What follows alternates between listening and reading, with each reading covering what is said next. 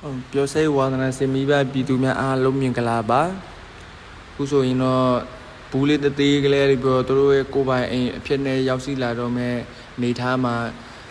စာပရင်းနှမောင်ဆိုတဲ့သူကစူးစမ်းလေးရတယ်ပါတယ်ဒါကတော့ဘီမပေါ့နော်ကျွန်တော်ဖင်ရပြီးတော့ဘီမတမန်တကခွဲထားပါတယ်ဟိုထဲမှာဘီမတစ်ကောင်ရှိပါတယ်ကြာပါသူတို့ပြန်ဆင်ပြေလားမပြေလားပေါ့ဒီမှာကသူတို့စူးစမ်းလေးလာနေစေပါလုံးဝကိုထူးဆန်းနေတော့ဗောနော်သူတို့အတွက်လုံးဝကိုထူးဆန်းနေပါတယ်ခုဆိုရင်တော့အပြင်အခမ်းမကြီးရတဲ့အထဲထိကိုရောက်ရှိလာခဲ့ပြီဖြစ်ပါတယ်လုံးဝကိုတေချာလေးလာတော့သူတို့ရဲ့ဥတွေကိုနေရာချဖို့အတွက်လုံခြုံမှုရှိမရှိဆိုတာထောက်လန်းနေပါတယ်လုံးဝပပက်လေးကိုလိုက်စားနေပါတယ်လိုက်ကြည့်နေပါတယ်မကြခင်သူတို့ရဲ့ဥတွေကိုပယ်ချင်လောက်ရွှေ့ပြောင်းမလဲဆိုစိတ်ဝင်စားကြရပဲခုဆိုရင်တော့စူးစမ်းလေးလာတော့ဖြစ်ပါတယ်အခုဆိုရင်တော့စပြီးတော့လုပ်ငန်းစပါပြီထောက်လန်းရေးလုံးဝဟို information ရပါတဲ့အတွက်ကြောင့်မို့လို့တို့တွေရွှေ့ပြောင်းပြီးတော့အထဲမှာလုံခြုံနေဆိုတဲ့အကြောင်းဘာညာကိကွာပေါ့အခုဆိုတော့ရွှေ့နေပါပြီပြောင်းနေပါပြီဘယ်နေရာမှာဘယ်လိုမျိုးပုံစံတွေထားမယ်ဆိုတော့ကျွန်တော်တို့စက်ကြည့်စရာပဲဒါအထဲမှာသူနောက်တစ်ကောင်ကကြိုတင်လမ်းအစိဆောင်လမ်းပြပုံစံနဲ့ပေါ့နော်တို့ပြောင်းဖို့လွယ်အောင်ကျွန်တော်မှောက်ချပေးလိုက်ပါလေစိတ်မရှိလို့ဒါအိုးကိုလုံးဝချက်ချင်းမြူလာပါဘူးအကုန်လုံးလက်စစ်တော့ဗောဒါစာပလင်းနှင်းမောင်ရဲ့ဟိုနေသူရဲ့သတင်းပို့ချက်ကိုမယုံကြည်တော့နော်10ကောက်မှ9ကောက်လောက်မှားယွင်းမှုဖြစ်နေတယ်လို့တော့ထင်တာပဲ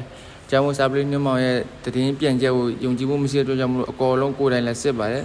်ပြီးမှတော့မထွက်လာသေးဘူးအထဲမှာဖြစ်မှာလို့တဲ့အနောက်မှာညွှန်ကြားနေတော့မလားမသိဘူးလုံးဝတေချာစစ်တယ်နော်စာပလင်းနှင်းမောင်ရဲ့ဟိုယုံကြည်မှုမရှိလို့ပဲလေဒါကတော့စာပလင်းနှင်းမောင်ကိုစော်ကားလိုက်တာပဲဒါစာပလင်းနှင်းမောင်မှာ10ကောက်မှ9ကောက်လောက်လွဲနေဆိုတော့ဒါအခုဆိုတော့ဥကိုစပြီးချီလိုက်ပါပြီဒါပေမဲ့ထားတဲ့နေရာပြောင်းနေတယ်ဘယ်မှာထားမလဲဆိုတာတေးချာချာကိုစဉ်းစားပြီးတော့နေရာချသူတို့အတွက်ကကိုယ့်အတွက်တသေးလေးဆိုရင်သူတို့အတွက်ကကျဲတဲ့ပုံစံမျိုးဖြစ်နေတော့တေးချာချာကိုလုံခြုံမဲ့နေရာကိုချတာပေါ့နော်တကယ်တမ်းသူတို့ခရိုနီတစ်ခုပဲရှိတယ်ဆိုတာသူတို့မသိဘူးအဲ့ဒီတိုင်းမှာ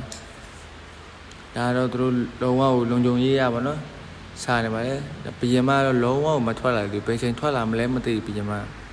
ခုဆိုရင်တော့သူတို့အနည်းဆုံးမြင်တွေ့ရတော့ဖြစ်ပါတယ်ဥပဒေကိုတော့သူတို့စပြီးနေရချလာပြီဒီဘက်ထိုက်တယ်မှာနေရချဒီအကောင်ကြီးအကောင်အဲ့ကောင်မေဂျာဝကာပေါ့နော်သူကတော့တစ်ဖွဲလုံးကအင်အားအကြီးဆုံးတန်ဆုံးကောင်ပေါ့သူတို့တွေကဘယ်လိုပြောမလဲလုံခြုံရေးရောဒီအစားအသောက်တွေပါဆိုဥပမာပိုးကောင်ပါကောင်အကောင်ကြီးပါဆိုသူတို့ကအရင်ကြိုက်ပြီးတော့တက်ဖြတ်ပေးရတယ်အဲ့လိုမျိုးပေါ့သူတို့ကပြောအစိအံတတ်တာပုံစံပါဗျာလုံးဝဟိုမိန်ပေါ့ဒီခရိုနီတစ်ခုတည်းမှာသူတို့ရဲ့အင်အားကြီးဆုံးအစိရဥဆောင်တဲ့လူတွေပေါ့အဲတော့သူတို့ဥတွေကိုတည်လာပြီဒီကောင်လေးကတော့မီဂျာဝကာပေါ့နော်ဒီဖြူရောင်တဲ့ကောင်ကြီးကပြောမျိုးပေါက်လာတာမကြသေးဘူးဗျခုံအားသိမရှိသေးဘူးနော်အလုံးလုံးမနိုင်သေးဘူးဒီတိုင်းပဲနေတော့နော်ဖင်လောက်ပဲမဲသေးတယ်ဗျပြောဆက်ရဲ့မွေးကစားဆိုလို့ရှိရင်ဗျလုံးဝအယောင်ကအဲ့လိုမျိုးဖြောနေတဲ့အယောင်တော့အမဲအောင်လုံးဝမဟုတ်ဘူးနော်ဒါတော့အထဲမှာတားပေါက်တော့မဲ့ကောင်လေးရှိအမဲဆက်တွေပေါ်နေလားအယောင်ဖြောဖြူကနေပြီးတော့အဲ့လိုမျိုးဒါတို့နေရာချနေဒါကျွန်တော်ကစပြီးဖမ်းလာတဲ့ဟိုအလုပ်သားလေးပါတခါတည်းဖမ်းလာတဲ့အတွက်ကြောင့်မလို့တို့ရဲ့ကိုလိုနီတိုင်းပြည်ရာချက်ချင်းတီးထောင်လို့ရတာပေါ့နော်တကယ်လို့ဘီယမတစ်ခေါက်မှဆိုဒါလုံးလို့မရဘူးပေါ့နော်စပါတယ်တားပေါက်တဲ့ထိကြည့်ရအခုဟိုဘက်ချမ်းကိုတွားနေပြီနော်ဒီကောင်ပဲရှိပါသေးတယ်ကျွန်တော်တို့လည်းသားပေါက်ရတာတွေ့တော့နော်ဒီဘက်ချမ်းမှာတော့လုံးဝဘီယမလုံးဝမထွက်လာသေးဘူးဘယ်ချိန်ထွက်လာမလဲဆိုတာမသိသေးဘူးဒါကတော့ကျွန်တော်တမင်တကာခွဲပြီးထားတဲ့ဘီယမတစ်ကောင်နဲ့တက်တာ3ကောင်ပေါ့နော်အခုတော့တက်တာတွေဆင်းနေပြီစူးစမ်းနေဘီယမကတော့တောက်မှကတ်နေတော့မှာအောက်ကဘီယမနဲ့ဒီဘောကဘီယမအရင်တော့တနေရာတိုက်တယ်ပေါ့နော်ဒါပေမဲ့အခုကတော့ကျွန်တော်ခွဲခွာရတာနည်းနည်းကြာပြီးတော့ပြန်မှတ်မိသေးတာပြန်ပြီးပေါင်းဆက်လို့ရတယ်လားအတူတူနေထိုင်လို့ရတယ်လားဆိုတော့ကျွန်တော်သိကျင်လို့တမင်တကာခွဲပြီးတော့ထလာပါတော့အခုဆိုကျွန်တော်ပြန်ထည့်တော့မယ်ကျွန်တော်အပေါ်မှာရိုက်နေတော့ဒီအောက်မှာဘီယမဘေးချင်းထွက်လာလိုက်တယ်မသိဘူးเนาะဒါကတော့အောက်ကလက်စီဒီထဲမှာတသားလက်စီနေတဲ့ဘီယမပေါ့နော်ဒီတောက်လေးပါအမဲရောင်လေးဘီယမပါတောက်မှကြော်သေးချာဆွဲပြီးတော့ပြမှာเนาะဒါတော့ဥတွေကတော့ကုံတလောက်နီးပါးဖြစ်နေပြီအကုန်လုံးနည်းနည်းတော့ကြာတော့ဗောနော်ပြောင်းရွှေ့ရတယ်နည်းနည်းတော့စတော့ပဲ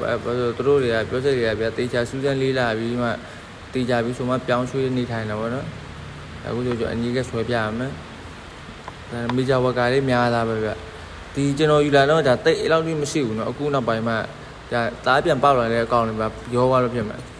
ပူများလာတယ်အစတော့ကျွန်တော်ယူလာတော့လုတ်တာ၄-၅ကောင်ပဲပါတယ်ဒီမီတာဝေါ်ကာပါပါမှာပေါ့နော်ဒါဒီမှာဒီထားကတော့ဘီယမပါအဲ့ဒါတော့ဘီယမတော့ပုံစံလုံးဝမတူဘူးနော်စားကောင်တွေနဲ့